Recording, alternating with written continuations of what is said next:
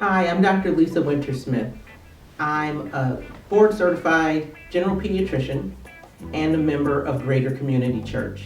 And I wanted to take a few moments to speak to you about how you might have a discussion with your child about COVID-19.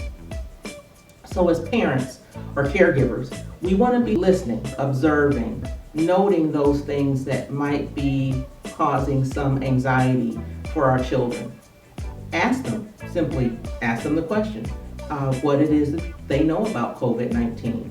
Because we want to dispel any myths, any misinformation that they may have heard along the way that could be causing them some distress, some worry. And don't overload them with too much information. Speak to our children in an age-appropriate manner, explaining things in a way that they'll understand at their level. For example, most kids understand what germs are. COVID-19 is a germ, but it's a new germ.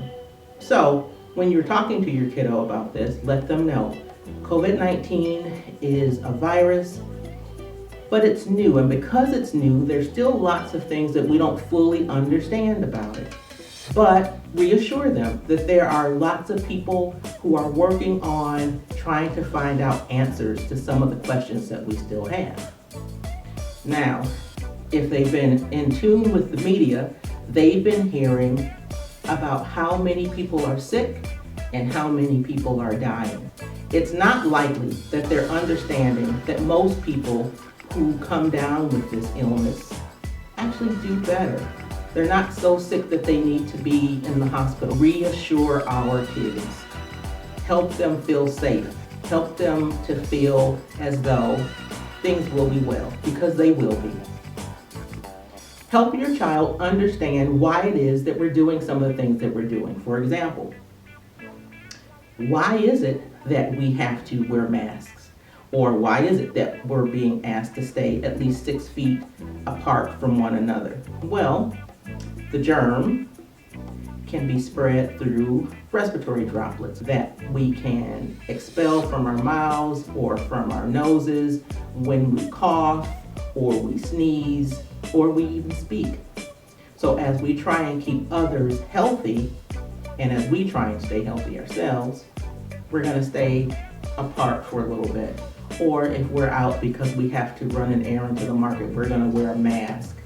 We're going to be really good about washing our hands for at least 20 seconds so that any possibility of germs that may be on our hands, we can wash the germ away so we're not getting sick ourselves.